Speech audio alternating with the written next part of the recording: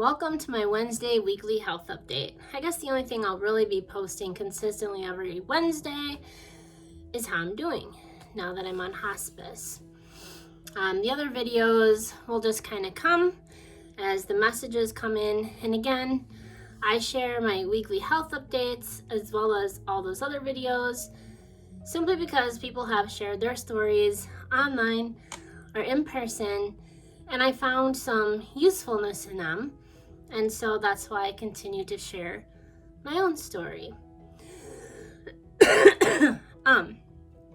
So Monday, January 13th, I generally have my nurse visits on Monday, and you'll see this on Wednesday, January 15th.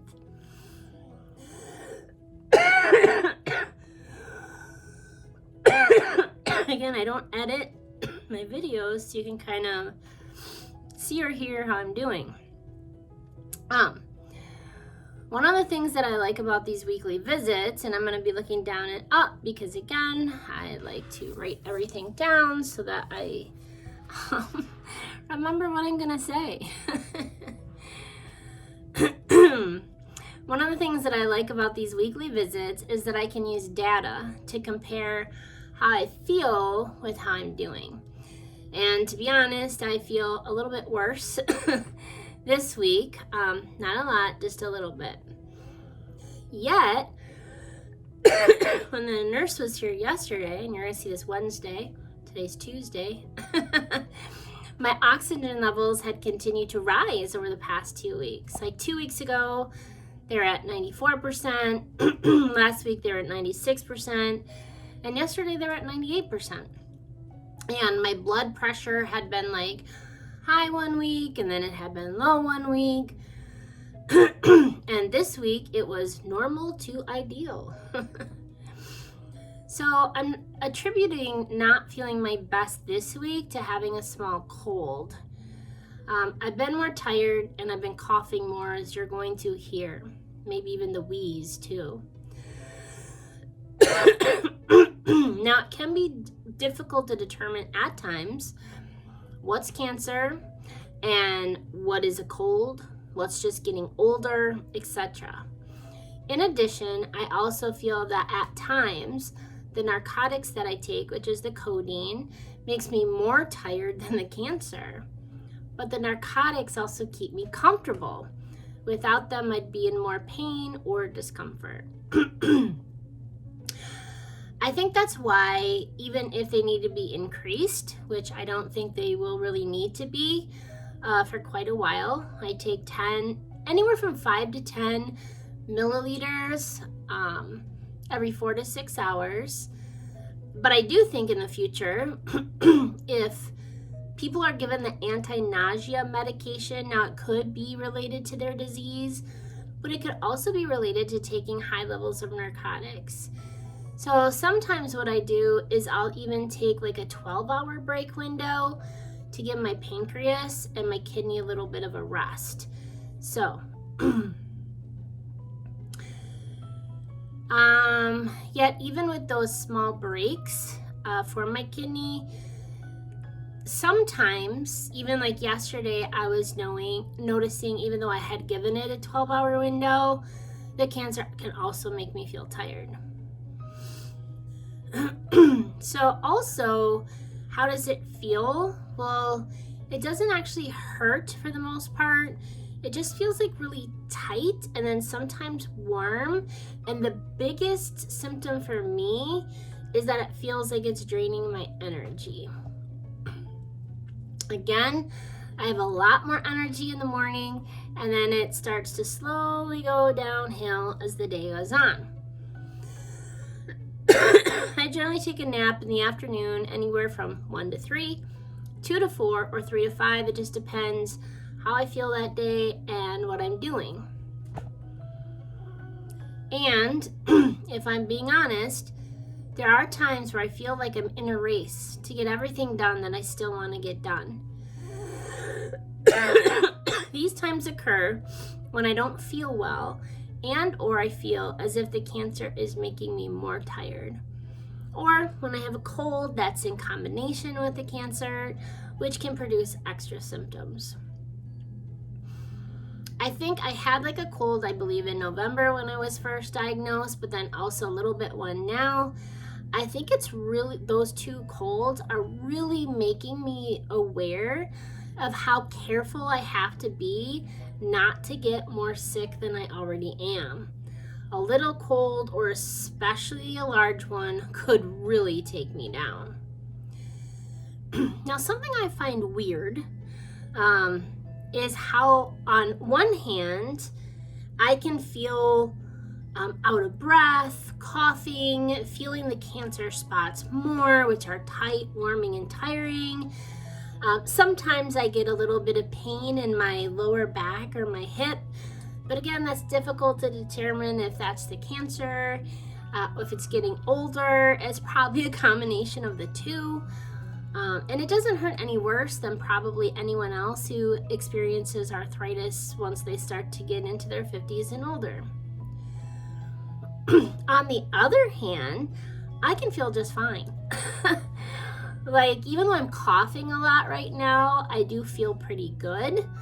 And then yesterday, I was feeling a lot more down and tired. So there's really an inconsistency with how I feel day by day and hour by hour.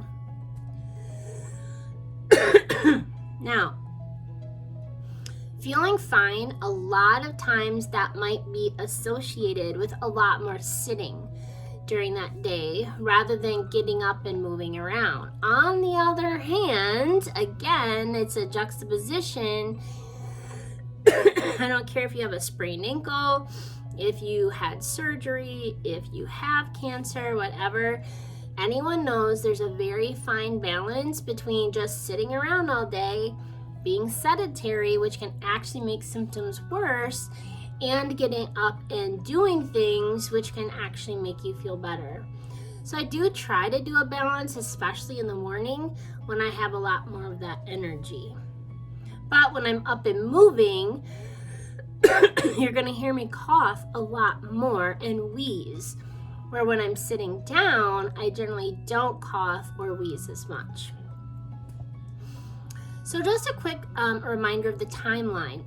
And I want to do this because knowing what's ahead, I'm hopefully just letting people know how I feel, but also if other people who have cancer stumble upon this video, it might give them an idea of timeline. Now, everybody is different because we all have different eating habits and everything else, right? But sometimes it's nice to know a general idea.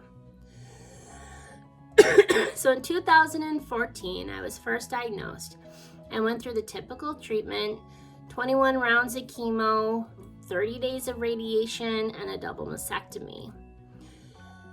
2020, the cancer came back and I went through only 3 rounds of radiation. In 2022, I began estrogen reduction therapy. October 2024, I stopped therapy because it was hurting me more than the cancer was hurting me. November 2024, I stopped working as the symptoms of the cancer increased, which is this coughing, the wheezing, more fatigue, and shortness of breath. So for 10 years, I really was a cancer survivor. So those are some pretty good odds. December 2025, I started documenting what it's like to be in hospice. And again, another part of my purpose is to debunk what a typical hospice patient looks like and what the experience can be. It isn't just a place to go and die. It is also a place to go and live a better quality of life with the life that you have left. So I went on exceedingly early because I knew the difference. I knew I could get a lot more support and help if I went on hospice. Now, if you are diagnosed and you still want to fight, then you want palliative care if you're experiencing symptoms. If you are ready to surrender, not take any treatments anymore, then consider hospice. But I would talk to doctors and nurses first before you make any decision, if you need to make any decision. So I thought I'd also just do a really quick video showing you what it's like after being a month on hospice. Now remember, again, I chose to go on a hospice exceedingly early. It is predicted that I have 6 months, if not more.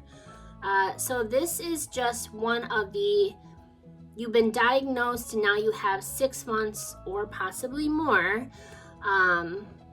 to live. This is a typical day for me. Also, I don't think I would feel as good as I do without my morning routine. And for those of you who don't know or who do know, I also have mild spina bifida. So I have to do what I call medical things every morning, which is an enema. But then I also get a larger dose of medication in the morning that kind of helps with my breathing and such. So I don't think I would feel as good as I do if I didn't have also that extra morning routine. But again, that's because I have spina bifida, so keep that in mind. So yeah, here's the little video of what a typical day looks like for me. 1 month while on hospice with at least 6, if not more or so months to live. All right, so I wake up, I check my email, I get ready to do my medical things and prayers. Often during this time, I'm playing with my cat. I also update my medication log in the morning and throughout the day so I know what time to take my medications. And then this is where I record my social media. Then I generally have lunch. This is a typical lunch for me. Generally, I'm just sitting on the couch, watching some television, and then I take a nap. When I wake up, I generally do chores while I'm also sitting on the couch, like dishes, folding the laundry, and then I generally will cook some dinner for my family and hang out with them when they come home from work or school, just to see how they're doing. And there's also a lot of TV while everyone else goes into their rooms. I wash my face and get ready for bed. I like to have a cup of tea before bed. Nice little positive messages. And then back to bed by 7, 8, or 9.